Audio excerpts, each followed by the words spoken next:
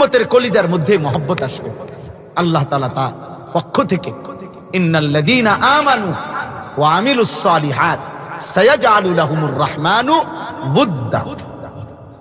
আল্লাহ বলে যারা ঈমানওয়ালা হয়, আমলওয়ালা হয়, আমি আল্লাহ নিজে তাদের জন্য আমার সৃষ্টির মধ্যে ভালোবাসা দিয়ে দেই।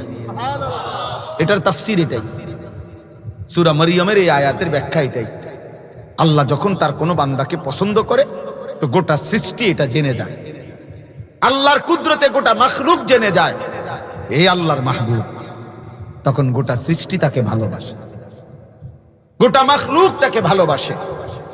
গোটা রাবেয়া বসরির নাম 1000 বছর পরেও আছে মুমিনের কলিজায় কলিজায়। জুনায়েদ বাগদাদির নাম কলিজায় কলিজায় আছে। আল্লাহ তাআলা প্রত্যেকের নাম দিলের মধ্যে আল্লাহ ঢুকায় দিয়েছে, আল্লাহ ঢুকায় দিয়েছে। এই জন্য দোস্ত আমার প্রথম এই কথাগুলো বললাম, বেশি কিংবা কম, পরিচিতি কিংবা অপরিচিতি, এটা কোনো কথা না। আমি এটা বুঝি না।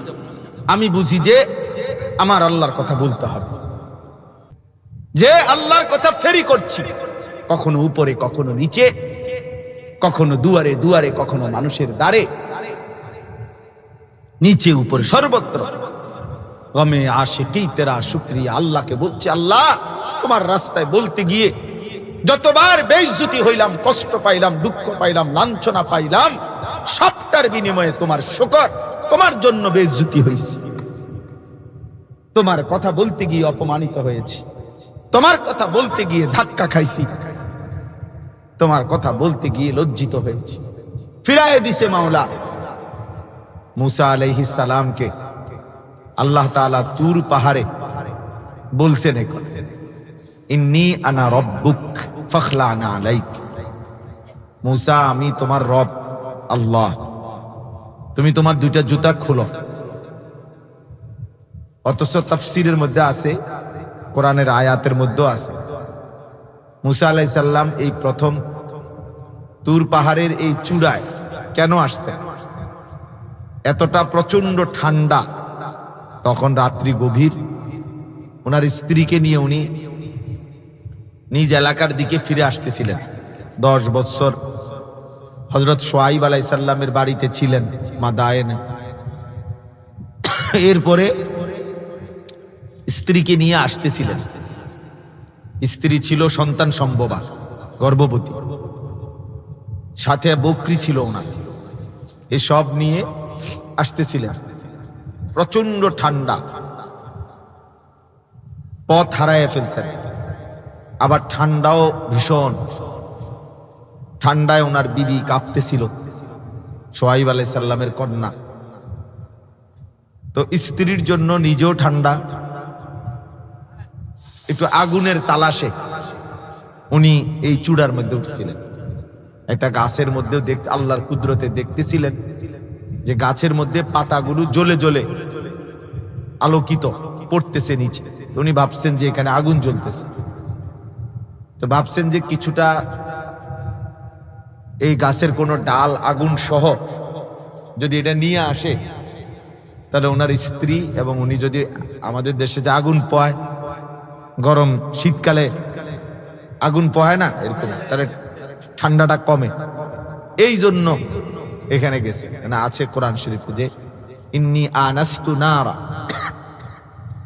উনি ওনার বিবিকে বলছে তুমি এখানে দাঁড়াও, আমি তোমার জন্য আগুনের তালাশে যাচ্ছি।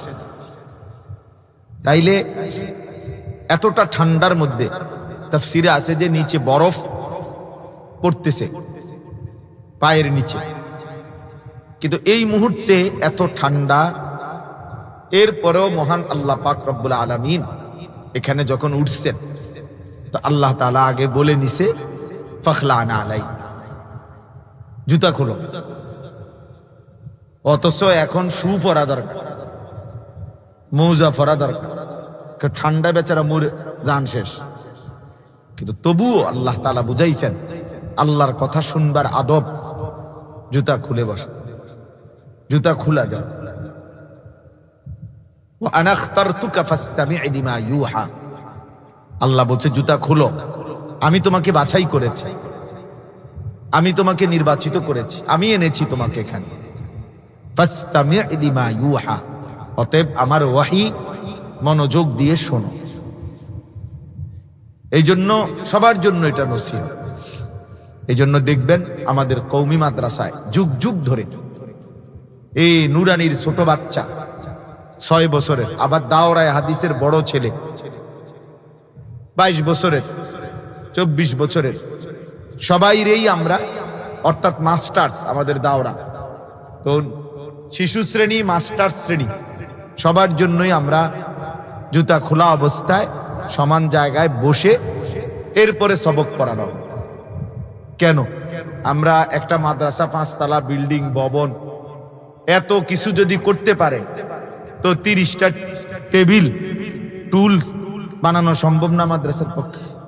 এটাও তো সম্ভব, এটা কি আর কঠিন কিছু? কিন্তু বানাই না কেন আমরা? কওমি মাদ্রাসার মধ্যে টুল নাই কেন? এই কারণ, অর্থাৎ জুতা পরিহিত অবস্থায় পড়া কোরআন সুন্নাহ, এটা আদব না, আদব নয়। এজন্য আদব জরুরি। জুতা খোলা অবস্থায় আল্লাহর কথা শুনলে, পড়লে আদব হয়, আদব হয়।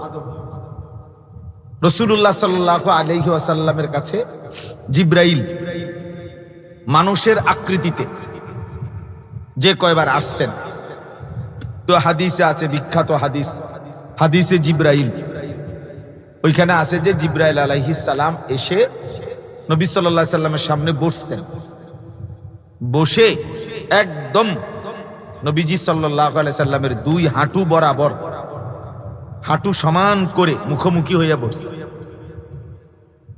একবারে নবীজির সিনা আর জিবরাইলের সিনা বরাবর, চোখ বরাবর, নাক বরাবর, হাঁটু বরাবর। ফাসনাদা রুকবাতাইহি ইলা রুকবাতাইহি, দুইজনের হাঁটু পর্যন্ত বরাবর। তাইলে কি হইল? বুঝাইতে চাইলেন আল্লাহর কথা, রাসূলের কথা বসে শুনতাম।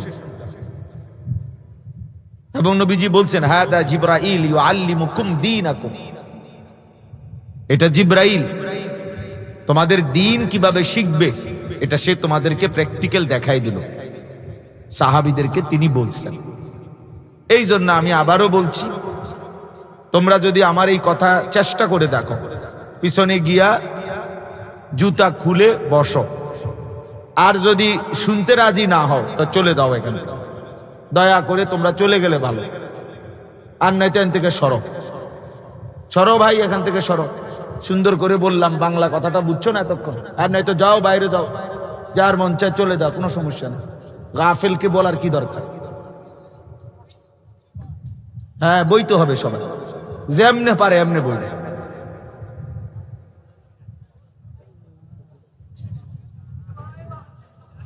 কথা বলেন না, কথা বলেন, একদম চুপ, কথা বলবেন না। পিছনে পিছনে ভাই, পিছনে প্রয়োজনে এই কাপড় খুললে বসার জায়গা করে দেন।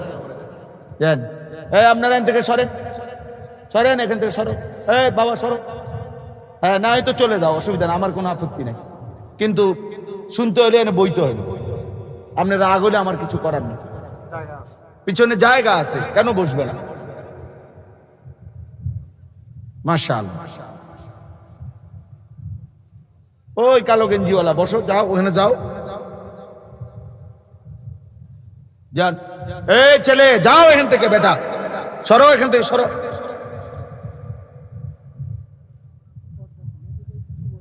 হ্যাঁ, ওইখানেই জায়গা আছে, ওখানে দেখেন জায়গা আছে, ইচ্ছা করে খামখেয়ালি আর কি।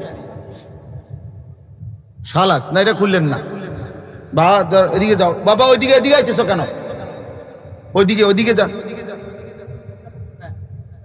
আরে এই কয়েকজন এনে দাঁড়ায় রয়েছেন কেন? চাচা, এই চাচারে বসান। মাশাআল্লাহ, এই তো শেষ হয়েছে না, দেখছেন? আলহামদুলিল্লাহ। একটা জিনিস মনে রাখতে হবে, একজন আলেমের কথা আমি যদি প্রথম কথাটাই না শুনি, তাহলে এর পরে যে আপনি কিতা শুনবেন এটা বোঝা যায় না তো? এটা তো বুঝাই যায় যে এরপরের কথাও যে আমি শুনবো না, এটার প্রমাণ তো হলো আমি প্রথম কথাই শুনলাম না। এইবার দ্বিতীয় আর একটা কথা আছে, সেটা হলো আসলে বাস্তবতা হলো, এটা অপ্রিয় হলো, এখন কষ্টকর হবে, বাকি এইটাও মানতে হবে। সেটা হলো এই হাতে ধরা যতগুলো মোবাইল, এগুলো সব বন্ধ করে দিতে হবে। একজনও, ভাই আমার এটা আদেশ, আমি আবারও বলছি, যাদের হাতে ধরা মোবাইল এটা নামাও, বন্ধ করো। এমনি শোনো দোস্ত, ফায়দা হবে। আমি আমার অনেক কাশ, অ্যান্টিবায়োটিক ওষুধ খাইতেছি, কিন্তু খুব ঠান্ডা লাগে রয়েছে আজকে ঈদের পর দিন থেকে। তারপরও আমি আসছি। আমি জানি মাহফিলের প্রতি আমারও মহব্বত আছে, আয়োজকদেরও ভীষণ মহব্বত আছে। এজন্য ভাইয়া আমরা, এটা বরকত হবে। আল্লাহর কথা চোখ থেকে শুনলে, তাকাইয়া শুনলে 1 লক্ষ মোবাইলে ওয়াজ শোনার চাইতো বেশি উপকার। নজরের বরকত বেশি, নজরের বরকত বেশি, অল্প হোক, সাহচর্যের বরকত বেশি। এজন্য নজরের আলাদা ফায়দা আছে। আমরা উর্দু শেরের মধ্যে পড়ছি, আল্লামা ইকবাল বলছেন, নবী সাল্লাল্লাহু আলাইহি ওয়াসাল্লামকে লক্ষ্য করে নবীজিকে বলছেন যে, হে আল্লাহ রাসূল সাল্লাল্লাহু আলাইহি ওয়াসাল্লাম, আপনার মুবারক স্পর্শে এই সেই সাহাবী যারা একদিন এই মক্কায় তারা ছিল পথহারা, আল্লাহ চিনত না, আখিরাত চিনত না, মূর্তি পূজা করত, সমস্ত অন্যায় পাপাচার এরা করত। আজকে আপনার ছোঁয়ায়, আপনার নজরে তারা, আজকে যারা নিজেরা ছিল পথহারা, আজকে তারা লাখো মানুষকে পথ দেখায়। जो ना थे खुद राह पर औरू के हादी बन गए, क्या नजर थी जिसने मर्दू को मसीहा कर दिया। যারা পথহারা ছিল, এই মনে করেন দাহিয়ায়ে কলবি, ইনি সেই সাহাবী যিনি আপন কন্যাকে, কোলের বাচ্চা মেয়েকে জীবন্ত মাটিতে পুঁতা ফেলছে। আজকে সে ঈমান আইনা এমন আল্লাহর প্রিয় হইছে যে জিব্রাইল তার আকৃতিতে নবীজির সামনে আসে। তাহলে কি ছিল সে, কি হলো সে, কি হলো সে? হযরত ওমর রাদিয়াল্লাহু তাআলা আনহু বলতেন, ওমরের মতো সাহাবী যখন তিনি মুসলমানদের খলিফা ছিলেন, অর্ধ পৃথিবীর বাদশা ছিলেন, তো উনি মাঝে মাঝে মসজিদের মিম্বরে বসে বলতেন যে, শোনো সাহাবীরা, এই ভাই যে আমার কথা শুনলা না, তুমি উঠে যাও ভাই, আমি এরপর উঠাই দেবো, কিন্তু মোবাইল যে নামাইলা না, তুমি বেত্তবিজি করো না, তুমি উঠে যাও এখান থেকে। হযরত ওমর রাদিয়াল্লাহু তাআলা আনহু উনি বলতেন যে সাহাবীদেরকে, যে শোনো বন্ধুরা, আমি সেই ওমর ছিলাম যেই ওমর একজন মহিলার বকরি চড়াইতাম, নির্ধারিত পারিশ্রমিকে, মজুরিতে, ভাড়ায়, অর্থাৎ মহিলা আমাকে একটা নির্দিষ্ট পারিশ্রমিক দিত, আমি তার বকরিগুলো চড়াইয়া দিতাম। কিন্তু দুর্ভাগ্যের বিষয় হলো, তিনি বলেন, আমি কোনোদিন আমার ওই মহিলা মনিবের বকরিগুলো বিকালবেলা যখন ফিরে আসতো, আমি আইসা গুইনা যতটা নিছিলাম অতটা কোনোদিনও ঠিক মতো আইনা বুঝাই দিতে পারতাম না, হারাই লাইতাম। 2-4টা 5টা বকরি আমি গুইনা গুছাইয়া রাখতে পারতাম না। আমি সেই ওমর, যেই ওমর 100 ছাগল গোলাইয়া রাখতে পারতাম না, আমি ছিলাম সেই ওমর। আজ আমি সেই ওমর, ইসলামের বরকতে, কোরআনের বরকতে, রাসূলের সোহবতে আজ অর্ধ পৃথিবীর বাদশাহী করে। আজ সে আধা জাহান আগলাইয়া রাখে। ইতিপূর্বে যে 100 ছাগল কি করতে পারে নাই, গোলাইয়া রাখতে পারছেন। ইসলাম তাকে কোথায় নিয়ে গেছে, দিন তাকে কোথায় উঠায় দিছে, কোথায় উঠায় দিছে। এই জন্য বললাম যে ওইখানে উনি বলছেন, কিয়া নজর থি, কি ছিল আপনার চোখের দৃষ্টি। এজন্য নজরের বরকত বেশি। এই সরাসরি শুনলে লাভবান হয় বেশি, লাভবান হয় বেশি। মসজিদে জুমার নামাজের বয়ান মনোযোগ দিয়ে শুনবেন, দেখবেন ইনশাআল্লাহ জিন্দেগি বদলাবে। কোন ইমামকে দুর্বল ভাবতে নাই, সবাই চিনতে হবে এটা জরুরি না ভাইয়া।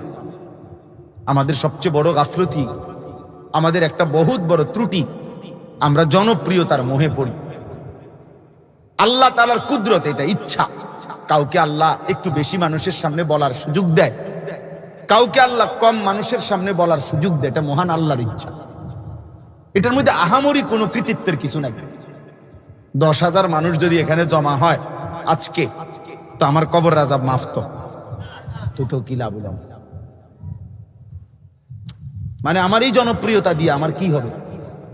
আমার যদি কবর আযাব মাফ নাকি? এটা 50,000 মানুষ হইলে আমি সফল। তাইলে সফলতা কিংবা ব্যর্থতার জন্য সংখ্যা কোনো বিষয় নয়, বাস্তব কথা এটা বুঝতে হবে। সংখ্যা বিষয় না, সংখ্যা বিষয় না। সবাই চিনতে হবে, এটাও জরুরি না, এটাও জরুরি। নবী সাল্লাল্লাহু আলাইহি ওয়াসাল্লাম বলছেন, ফাওয়াল্লাহি লা আন ইয়াহদিয়াল্লাহু বিকা রাজুলান ওয়াহিদান খায়রুন লাকা মিন হুমুরিন নাম। আল্লাহর কসম, ফাওয়াল্লাহ, আল্লাহর কসম, নবীজির হাদিস, তোমার দ্বারা একজন ব্যক্তি দিছে এটারে সদপদ বানাইয়া। আচ্ছা, তোমার দ্বারা একজন ব্যক্তি, রাজুলান ওয়াহিদান, নবীজি বলছেন তোমার দ্বারা একজন ব্যক্তি হেদায়েত পাওয়া, আল্লাহর রাস্তা পাওয়া, আখিরাতের পথ পাওয়া, একজন লোকের জিন্দেগিটা বদলে যাওয়া।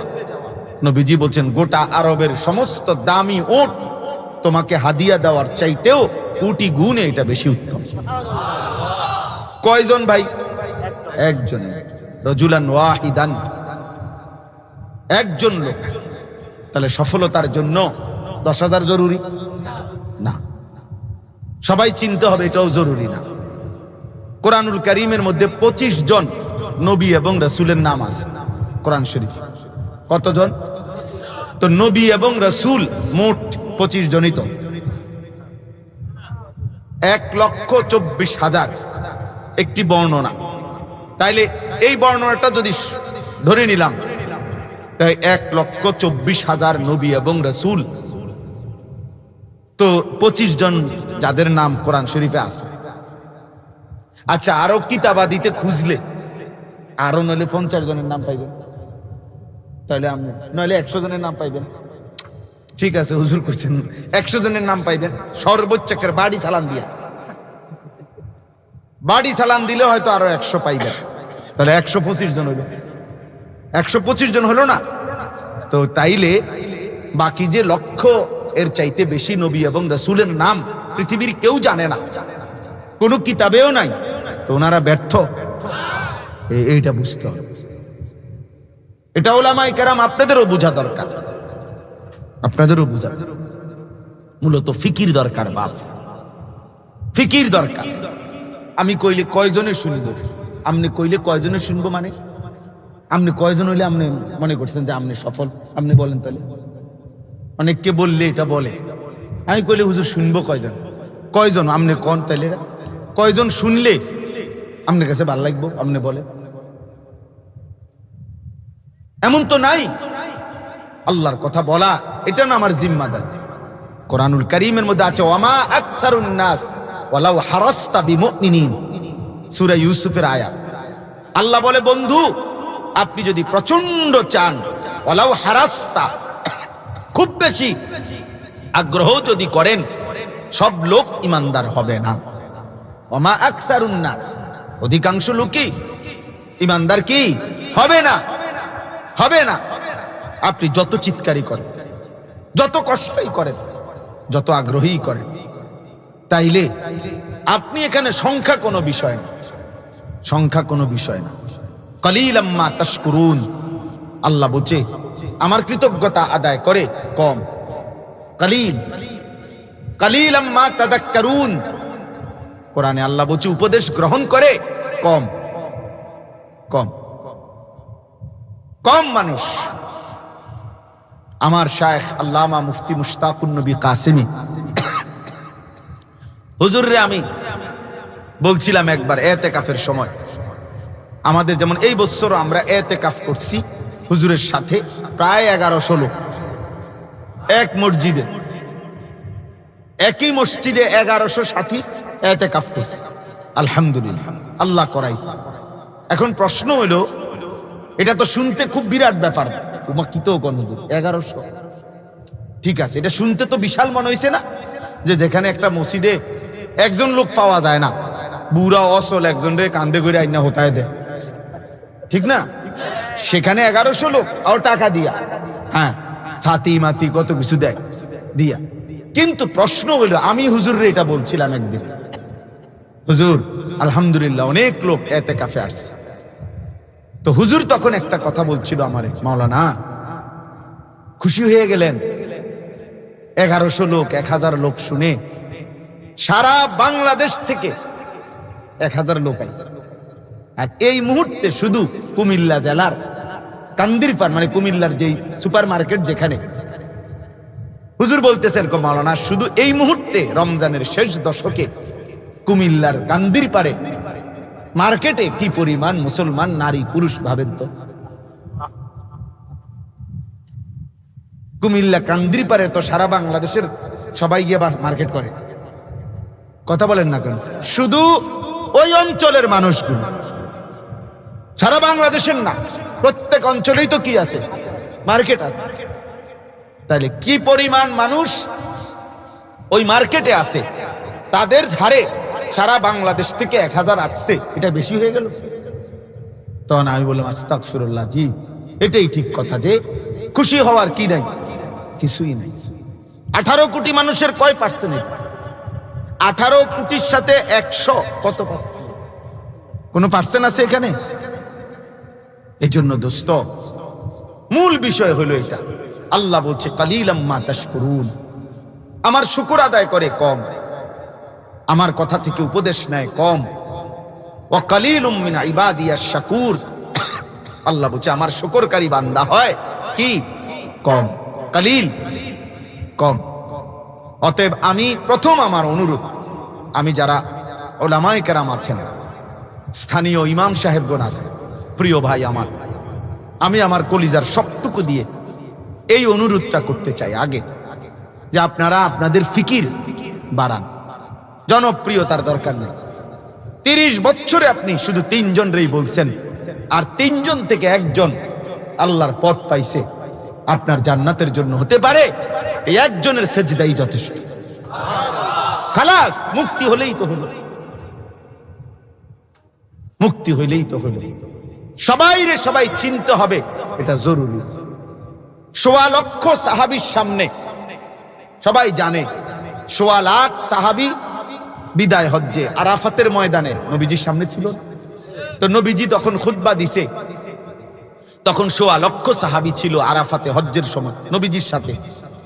তো 1,25,000 সাহাবী ছিল শুধু হজে, বাড়িঘরে আরো ছিল। সবাই তো আর একবারে গরকাছাই আইয়ালাইছে না, তাইলে ধরে নিলাম বাকিদের চিন্তা বাদ দেন, 1,25,000 তো ছিল আরাফাতের ময়দানে সাহাবী। তাহলে এরা তো সবাই সামর্থ্যবান সাহাবী। তো পৃথিবীর কোন কিতাবে আপনাদের জানা মতে 5,000 বা 10,000 সাহাবীর নাম আছে এমন কোন কিতাব আসেনি?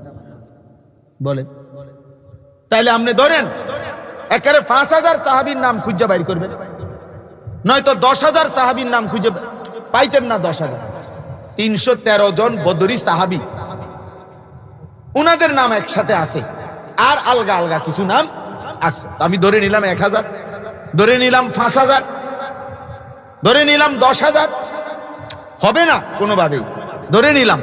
তো 10,000 সাহাবীর নামও যদি তন্ন তন্ন করে তালাশ করে খুঁজে বের করা যায়, তো বাকি 1,15,000 সাহাবীর নাম, ওনাদের নাম তো কোথাও নাই। তো ওনারা ব্যর্থ, যে মতো ব্যর্থ না, ওনারা চিনলো না, ফেসবুকে আইলো না, ইউটিউবে ওনাগো নাই, নাম নাই, ওনারা ব্যর্থ হয়ে গেলেন। এই কথাটা আপনারা বুঝতে, এই কথাটা আপনারা বুঝেন, ইমাম সাহেবগণ আপনারা বুঝেন। ইমাম সাহেব আপনি রাগ করেন না আমার কথায়, 1:30 জোহরের জামাত, 1:26 মসজিদে ঢুকলেন, 1:45 আগে আগে আবার বাইরে হয়ে গেলেন। না না, এই জিন্দিগি আর একটু চেঞ্জ করেন, করে 5 ওয়াক্ত নামাজের আগে পরে এই মহল্লার মুসল্লি একজনকে দুইজনকে আরেকটু সময় দেন, আরেকটু সময় দেন। ওই চাচার কোরআন শরীফটা ধরে ঠিক করে দেন, ওই চাচার রুকুটা ধরে ঠিক করে দেন। উনি শুনতে চাইবে না, উনি বিরক্ত করবে, উনি রাগও হইতে পারে, উনি ধমকও দিতে পারে, কিন্তু আপনি ফিকির করেন, আপনি ফিকির করেন, দেখবেন আল্লাহ আপনার মধ্যে বরকত দিবে, আল্লাহ বরকত দিবে।